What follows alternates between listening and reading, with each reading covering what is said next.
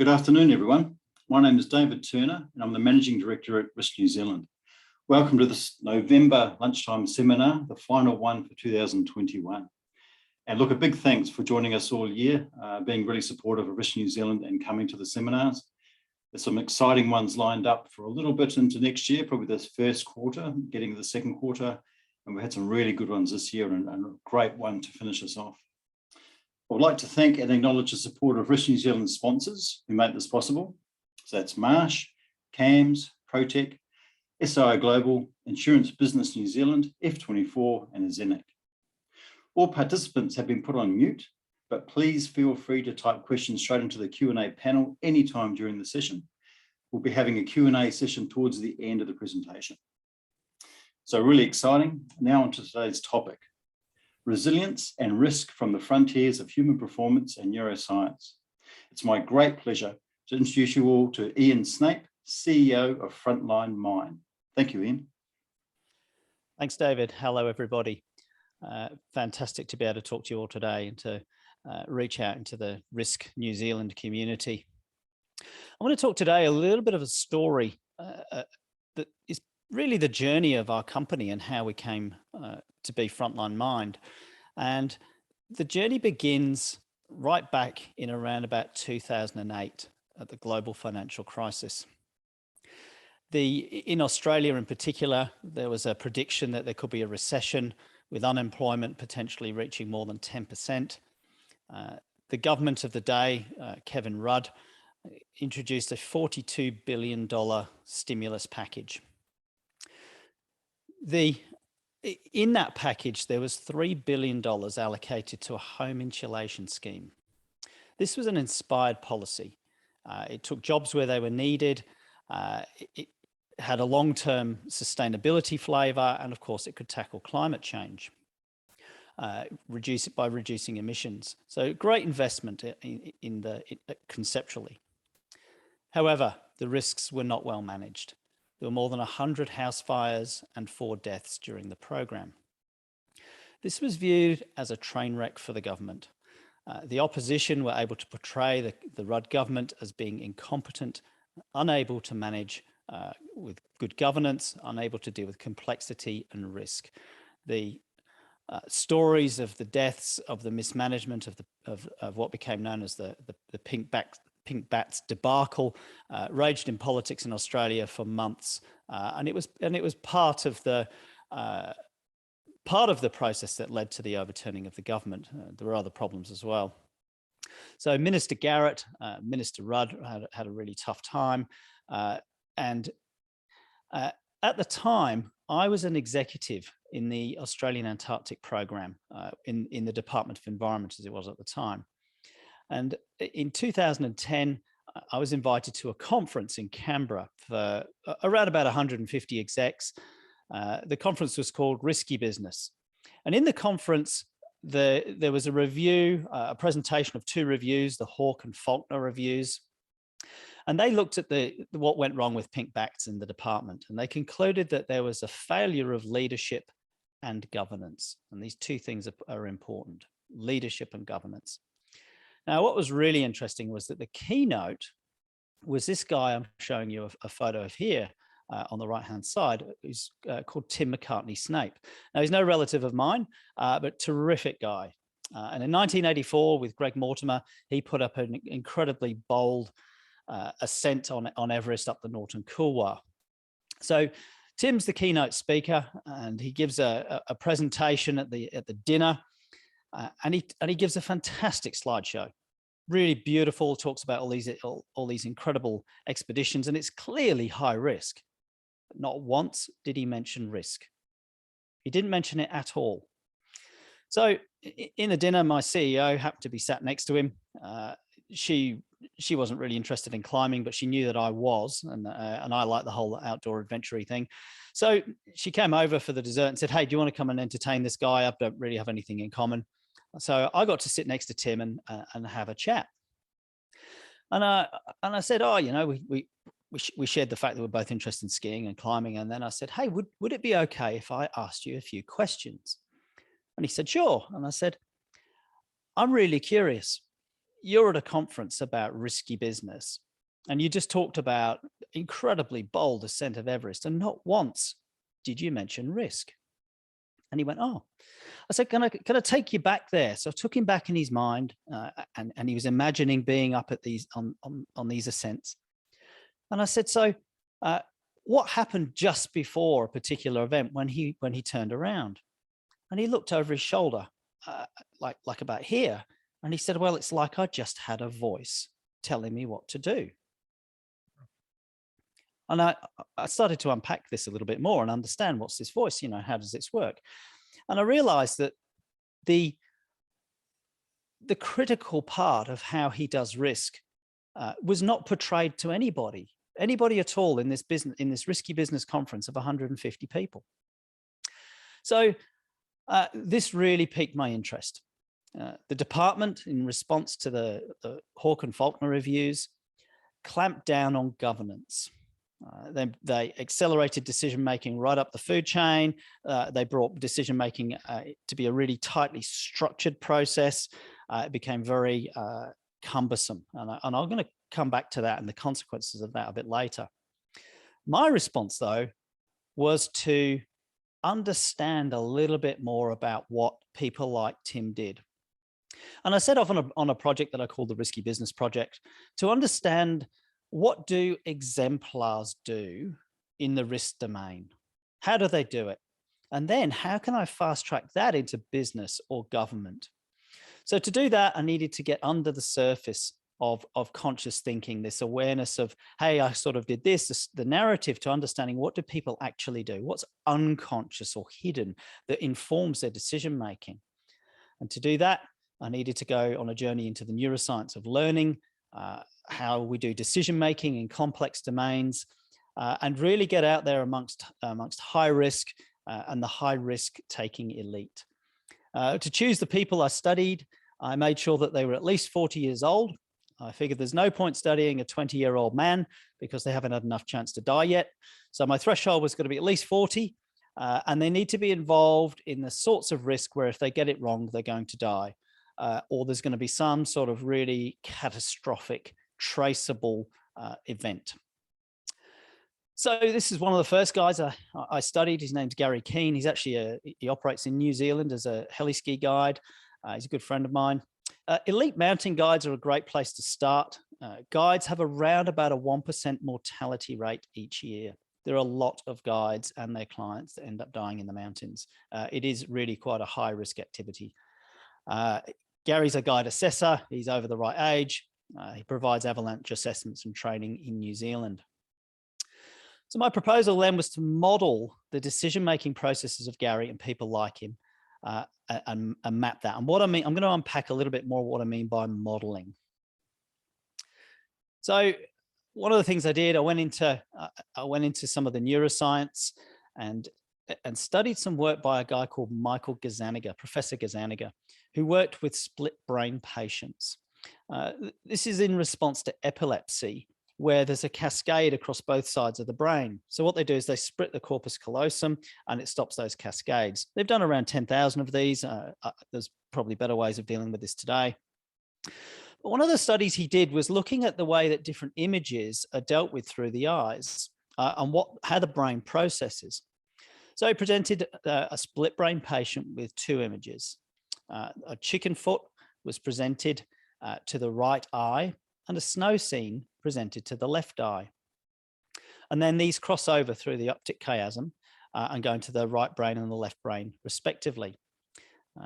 The patients were then asked to choose a corresponding image from a range of options: chickens, shovels, spoons, cats, whatever it might be. In the right hand, corresponding to the left brain, the person correctly chose the chicken head to go with the chicken foot.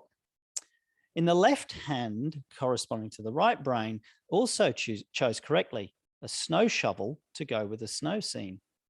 But when asked to explain the choice, the person said it was to clean out the chicken shed. In other words, the left brain, where the main language processing center is, had made up a coherent story that made sense, but was actually incorrect. And this led Gazzaniga to coin the term the left brain interpreter. So what this means is that the narrative that we have, our self-talk, is trying to make sense of the best it can of the situation we're in from our other thinking. And this is about a whole embodied thinking process. So we need to be a little cautious of what the left brain interpreter might be making sense of. And this led me to something that was important during my modeling, which was to switch off the left brain interpreter and have experiences that involve all of the senses and not just listening to my self-talk in my head. So I have a short activity for you all, and it's really simple but incredibly powerful. The activity is allow your tongue to drop into the bottom of your palate and see what happens. So just let it go incredibly quiet. And I'm going to shut up for around 30 seconds and allow you to experience this.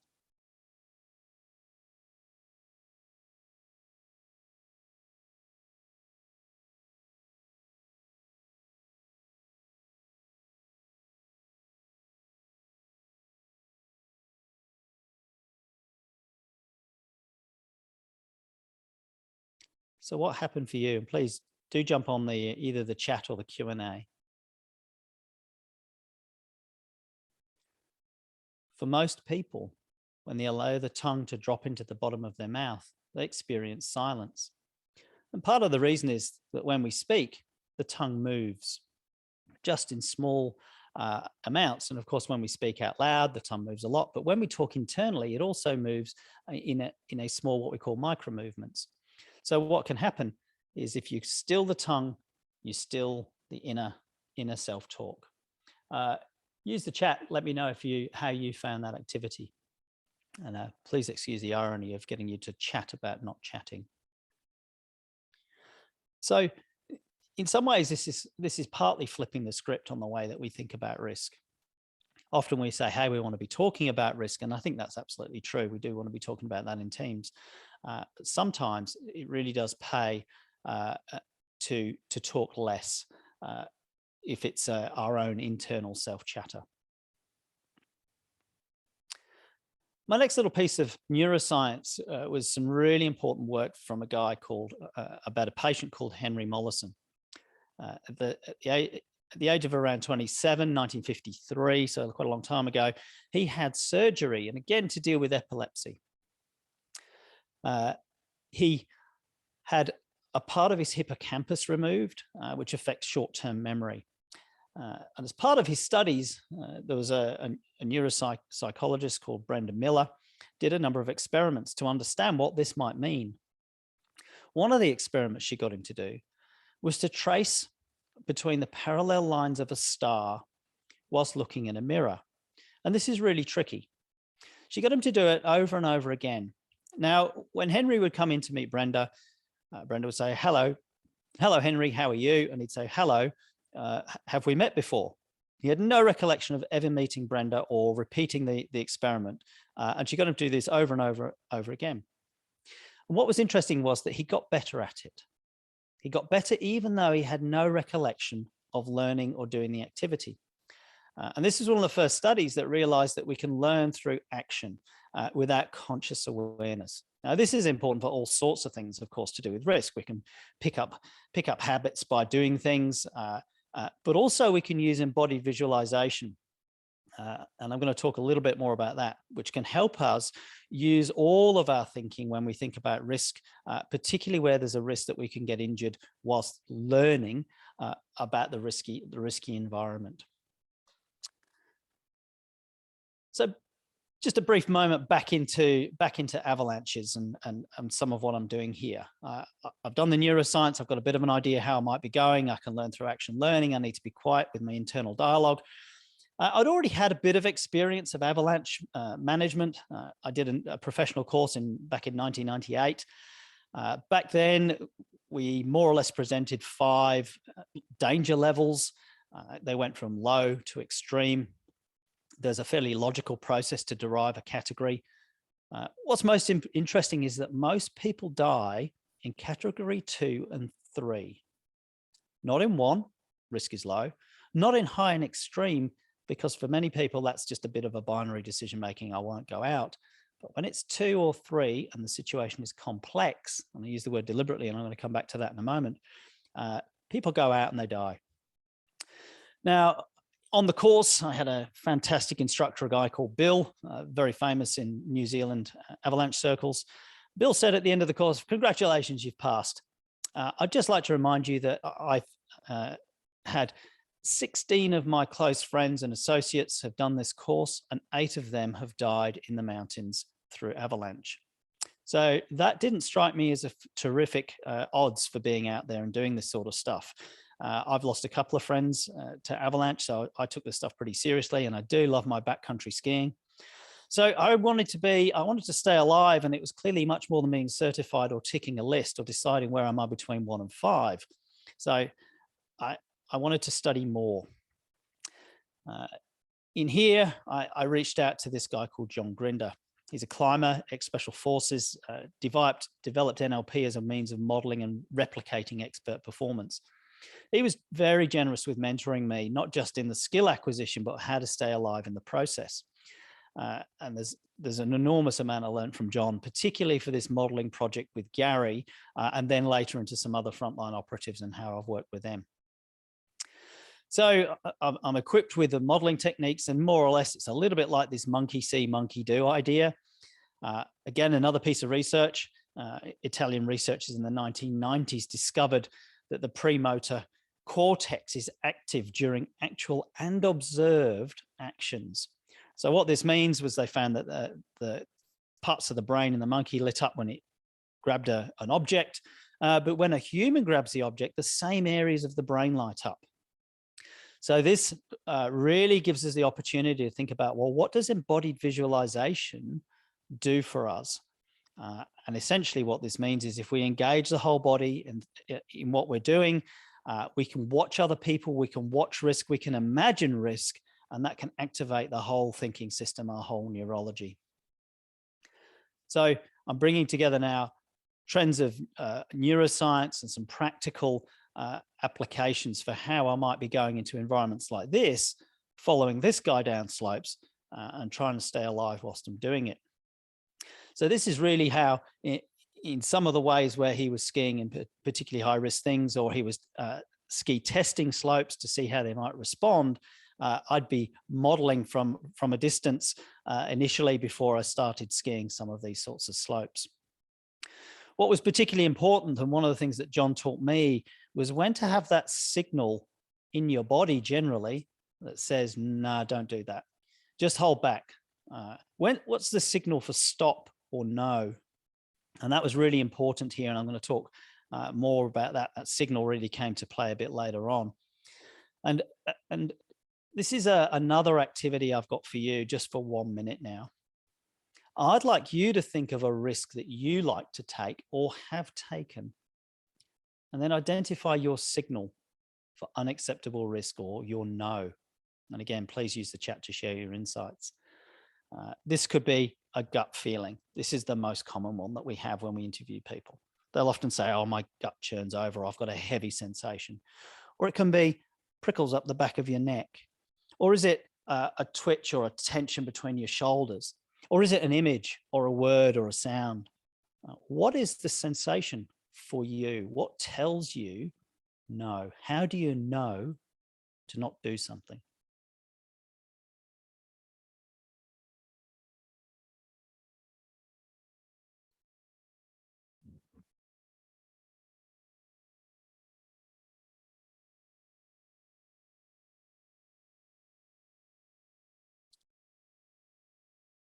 What are some of the different signals, guys? Please use the chat.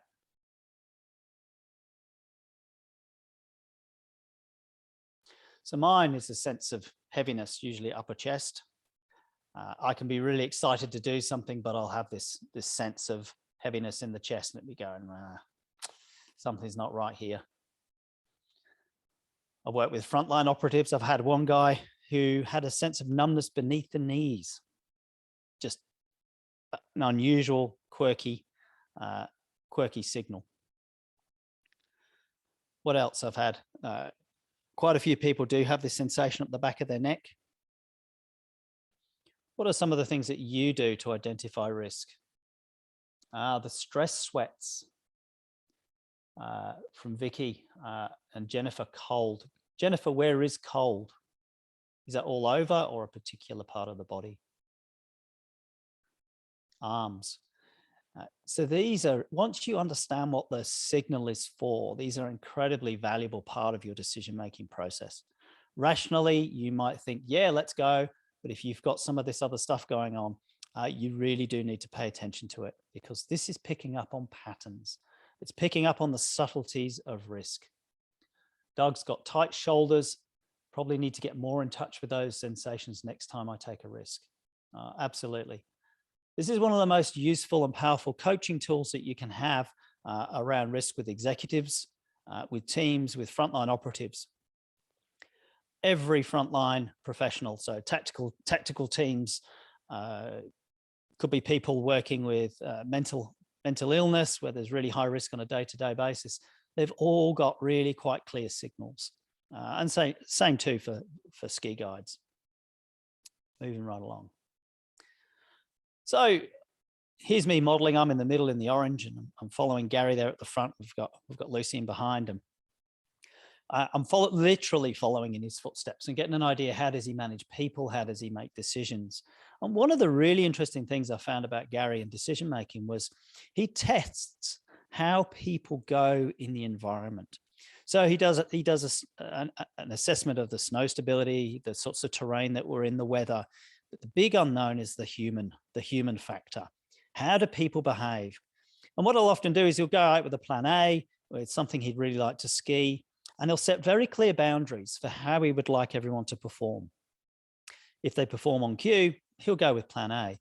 If they don't perform the way he'd like, he'll have a plan B, which is a lot safer. It's usually not as fun, but he's able to manage the risk that way. So that was one of the things that I discovered from the way that Gary manages risk that I think translates really nicely into business. You can have all the best plans in the world, but if your team aren't really switched on, maybe you need to dial it back and do something that's not quite so risky to achieve the outcomes that you'd like.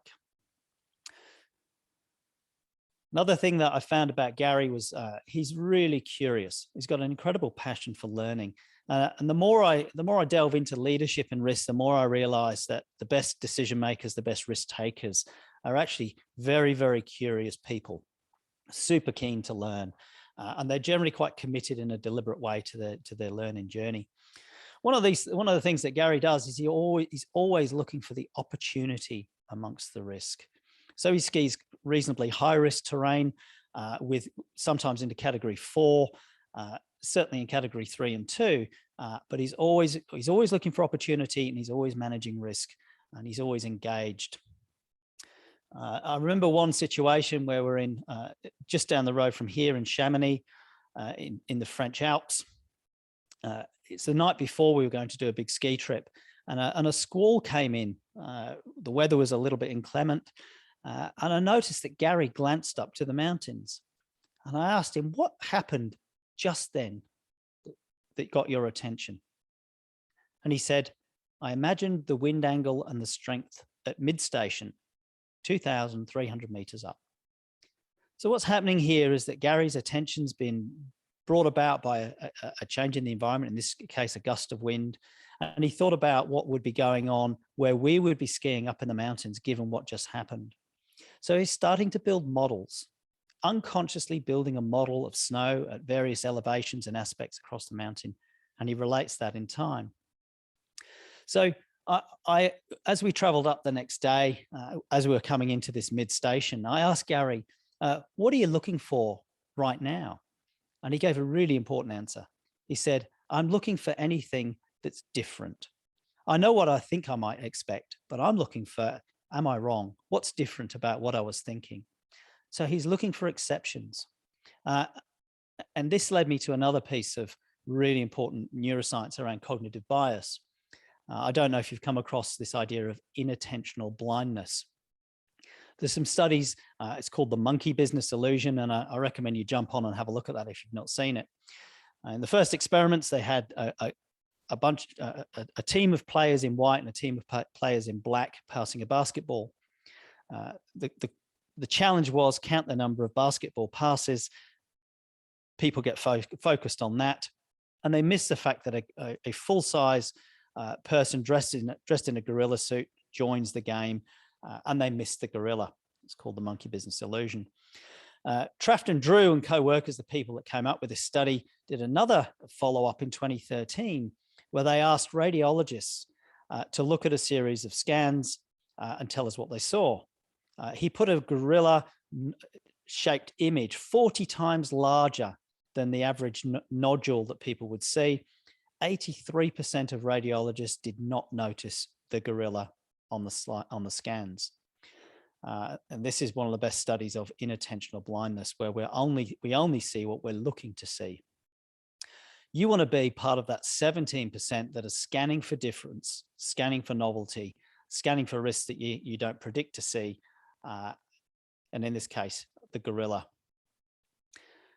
So continuing on my story of modeling Gary, very decisive, aligned, congruent approach to steep slopes like this. When he comes in and does a first entry onto a slope, it's really interesting. It's not the way you might expect somebody to approach risk. He doesn't gingerly tiptoe onto the slope.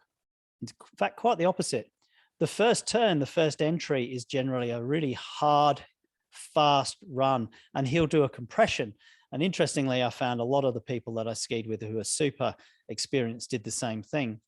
What they're doing is they're literally probing the snowpack to see what's going to happen. If it's going to fail, they want it to be under their terms so they can understand the system.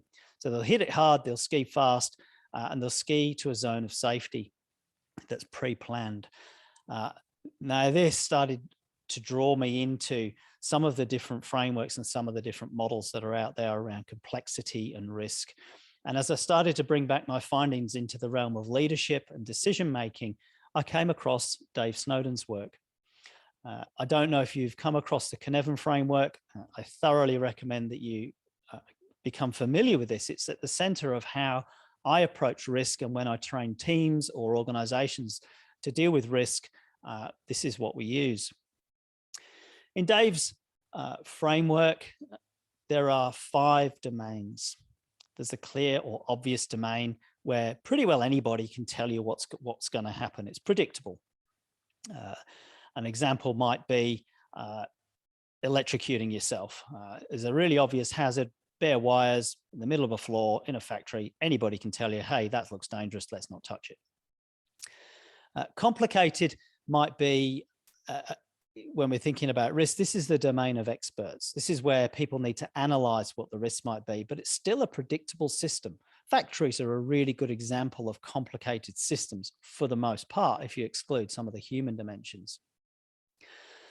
Then we get into complex. Now, complex is a domain. We talk a lot about complexity, of course, and everyone says, oh, it's really complex. But what does that mean? Well, it means that the system is not predictable in a linear cause and effect way. This is not the domain for root cause analysis. It just does not work here. This is because the system is open and there are feedback loops, and the way that we interact with the environment will change it. So the most you can hope for here are patterns that are somewhat predictable, patterns that could be human behavior that for the most part are predictable. However, you need to be very cautious here.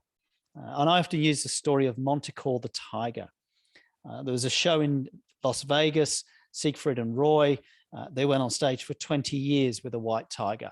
And then one year, the tiger clamped on Roy's head and dragged him off stage. So you have an incredibly predictable animal up to the point where it's no longer predictable. This is the domain of pattern analysis. It can give you some certainty. However, you do need to be aware of emergent properties of risk. And chaos, of course, no patterning is obvious. It's entirely chaotic, a different way of managing risk in that domain as well. Generally involving taking action first to put in some constraints and to uncover what some of the patterns might be. And then the domain in the middle is where you're confused. There's 2 types of confused. There's the type of confused when you go, uh-oh, I'm confused. And that's generally a really good place to start. And then there's the other type of confused when you don't know that you're confused, and that's not a great place to be. I'm sure everybody works with those sorts of people on occasions. So the Cynefin framework proved to be a fantastic way for me to understand what I was discovering, not just from Gary by this point, but also frontline operations. What did people do well when they were managing risks? How did they approach things? What are some of the principles that they used?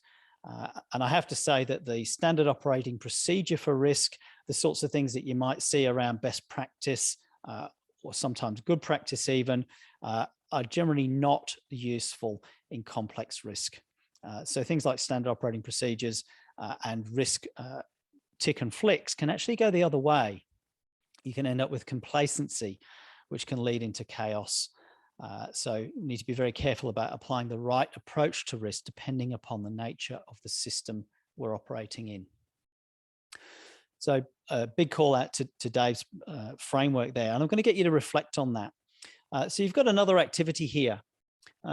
Identify the most significant risk in your sphere of influence. Which system do you perceive it to be in? Please use the chat, and I'll go back and put this up again. So you've got 5 possibilities here. Is the risk clear, obvious? Is this like a grey rhino, to use Michelle Walker's term? It's so obvious everyone can see it. They might not be taking action, but it's obvious. Is it complicated? It's predictable. You can do your risk analysis on it, and you can manage that risk in a predictable way. Or is it in fact complex? Is this the sorts of black swans? Is this an interaction of different risks? Is it something that is not predictable in the usual sense? Or is it chaos? Is it a risk that's arising from chaos? Or are you confused now? Actually don't know which risk category you're in, which domain you're in. Reputational complex. What does reputational mean? Oh, reputational risk. Yes.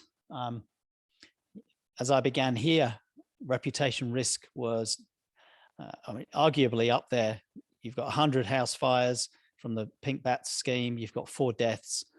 You've got ministers losing their jobs and potentially bringing the government down. So there's lots of elements to that risk, depending on your perspective. What other domains, folks?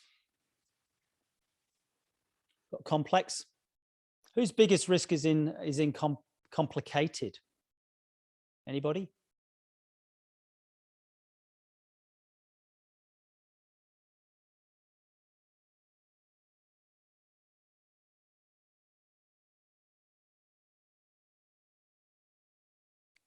Any more comments in the chat bar?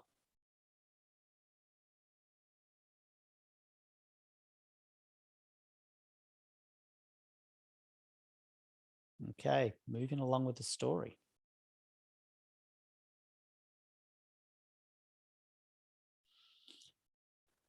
So, modeling risk. I spent a few seasons modeling Gary, skiing in the Alps, New Zealand, around the world. And then we had an opportunity to do a ski trip to this area in Turkey. I'm tucked in here near the Iranian border. We're skiing in an area that's populated by the Kurdish people, incredibly generous, welcoming mountain folks, and of course, incredible fighters in the PKK distributed around this borderland region between Turkey, Iran, Iraq. Lots of insurgency. And what I found was as I went on this trip with Gary and a couple of other people, I found that as we were doing our acclimatization skiing, that I was more in the observer position than the modeler position. I wasn't modeling anymore. Something had changed and I wasn't sure what. Maybe it was the environment, maybe it's something I saw in Gary, and to this day, I still don't really know what alerted me that something was not quite right. We went to ski this mountain. This is Mount Ararat, a spectacular mountain of biblical fame, of course, a little over 5,000 meters. When we got on the mountain, as we're doing a summit bid, it was more like this, I have to say. And around about 80 meters from the summit, I called the expedition and said, hey, you know, this is probably the time to go down. We're on blue ice. It's really high wind. It's very cold. We're at altitude. And then one of the people on there was really inexperienced and wasn't comfortable. And I could sort of tell that she was quite tentative on her feet. It really was an accident waiting to happen. So we bailed off just 80 meters from the summit, which is a challenging thing to do, of course, if you want to get to the top. We then carried on doing a bit more skiing. And then on the last day, we were looking for a new mountain to ski in this area here, just nestled in between Iran and Iraq. Unexplored slopes. We went around the Turkish garrisons asking for their advice on where we could ski safely, avoiding the Kurdish rebels, as they were known from the Turkish side, of course. They said that there was a valley that was probably going to be okay for us. So we went up and headed into that sort of area to ski. As before we set off, I had this uneasy feeling. That feeling I mentioned in my upper chest and my gut. And it's so much so that I sent a text message to my partner of the day and said to her, hey, we're just going to go skiing, but I've got an uneasy feeling about this. Love you. I'll be in touch, hopefully. And off we went. And things didn't really work out so well. I'm going to show you a short clip of the accident. So what happened was Gary was leading a descent, which split into two parties. And as Gary made the first turn on this occasion, perhaps his ski hit a rock. We're not too sure. He hit his head, became unconscious, and then went tumbling down the mountain. I'm going to show you a quick clip. If it jumps around a little bit, well, it sort of did anyway. So hopefully this plays okay.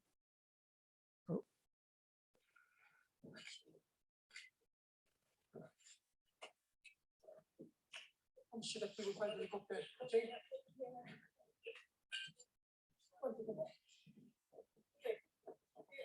Yeah, take this to the clear. Just press the button. Okay. Don't think about it now. Katya, just okay. I need to rock here.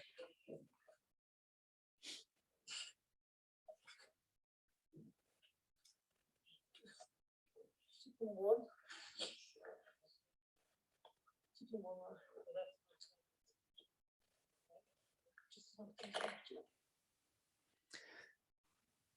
So what you see here is the fall line.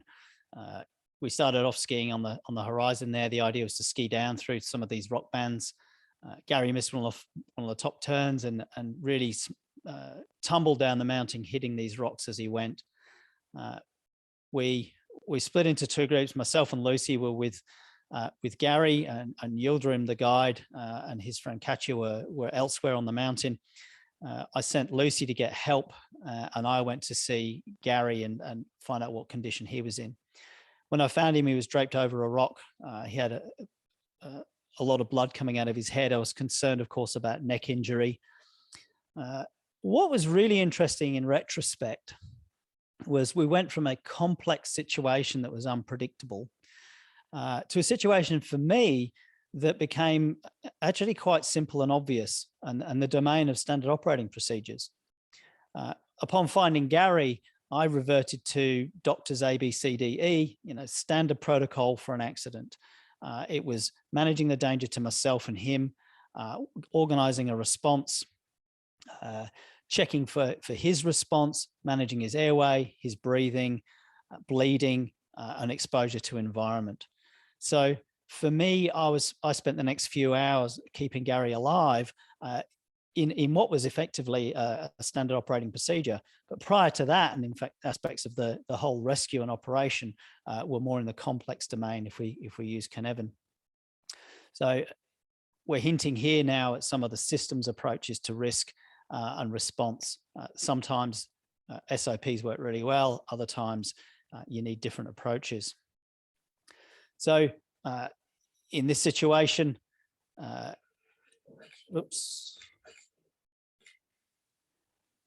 we had to call in the Turkish army. Yildirim, our guide, went off to get help whilst we stabilized and looked after Gary. He was away for around about 2 hours. When he came back, he was walking around about 100 meters or 150 meters in front of the Turkish guides. The the army. What was interesting, I asked him afterwards, how come you were so far ahead of those guys? And he said, they usually shoot the captain, so I wanted to be ahead there. So it really sort of brought home the nature of the environment that we were in. We were fortunate to be able to get a military rescue. And you see in the little image here, we put Gary in there whilst we continued on and made our excuses and explanations to the Turkish army about what had gone on and what we were doing there. Gary was very fortunate, partly because he had a team around him that were able to keep him alive. And I think that's an important part of what happens when we consider risk.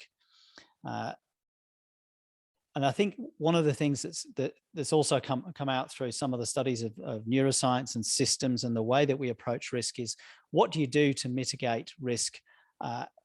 And following on really from Talib's work on risk in complex systems, he says that you cannot predict the likelihood of a particular event occurring. So you need to focus on mitigating the consequences. And at enterprise level, of course, at the level of a whole business, you're aiming for enough organizational resilience to deal with both the probable, the possible, and the plausible risks. So I've got another very brief activity now. What can you do to recover if the event that you thought about previously does occur? And in this case, we had people, we had training, and we had a capability, a native capability with us. What else could you do?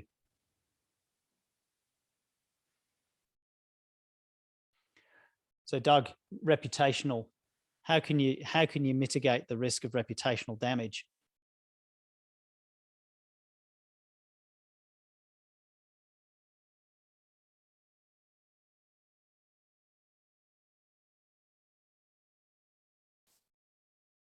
Okay, I'm going to move along. I'll keep an eye on the chat bar.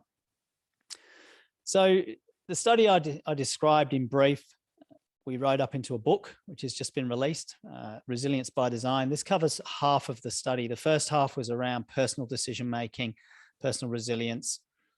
The second book is in progress, which talks more about organizational resilience and leadership and systems.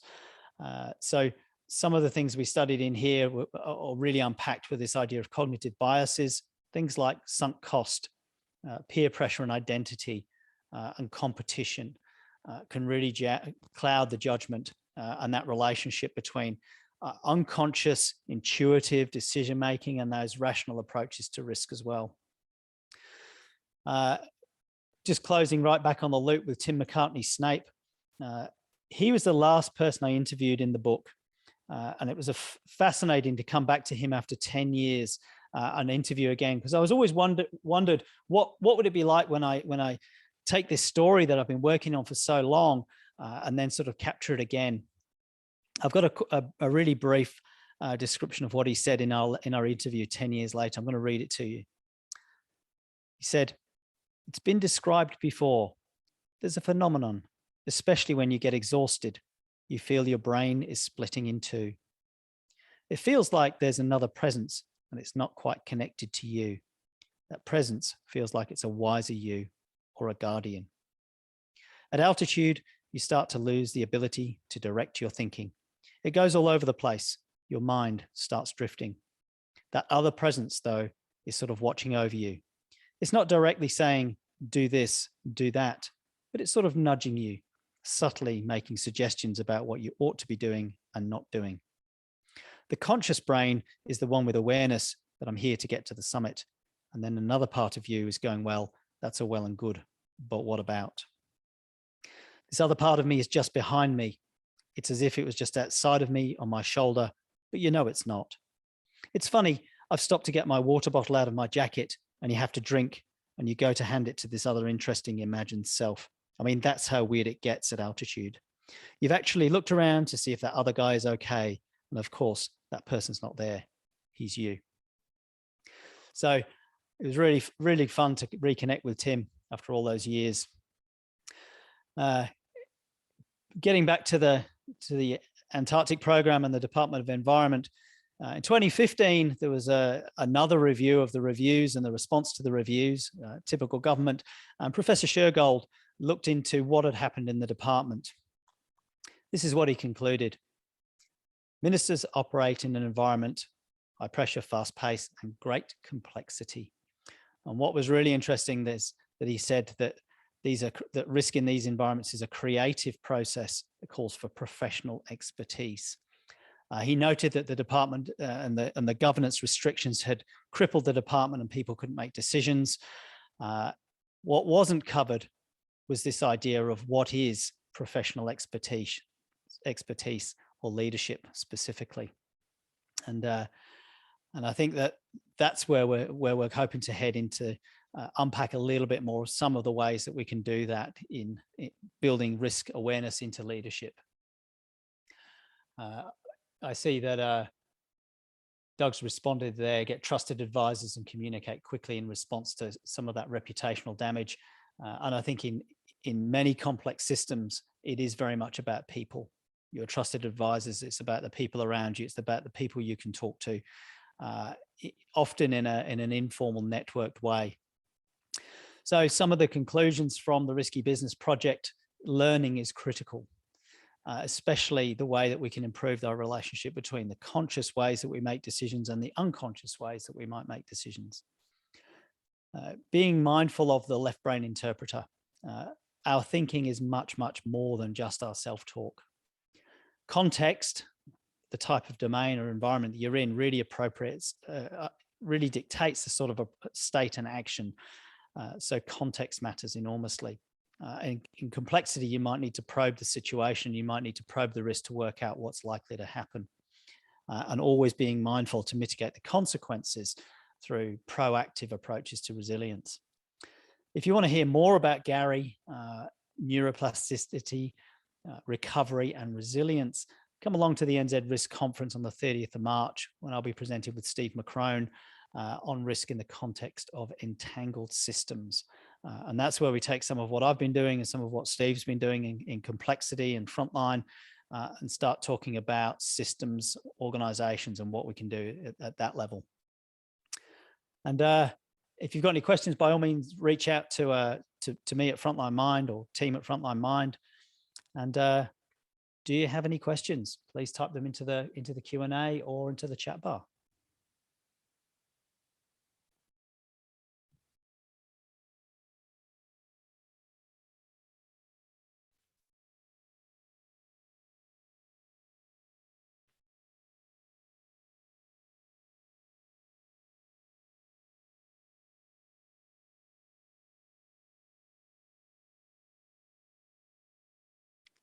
Anything from anybody?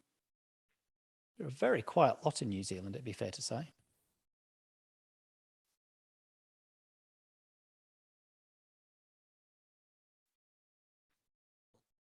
I don't think there's any questions, Ian. I guess if anybody has any, they can reach out to you or get in contact with me in the office, and I can get them answered for anybody. Anybody got any questions? All right, I'll take this opportunity to thank Ian for that really interesting presentation. I think we have all learned a lot today. Thank you everyone for making the time to join us at the last lunchtime seminar of 2021. This webinar has been recorded and it will be sent to you in the next couple of days. And if you aren't already a member of RiskNZ, we'd love for you to join us. Thank you once again for joining us, and we look forward to seeing you at more events in 2022. Oh, look, I think there is a question here. No?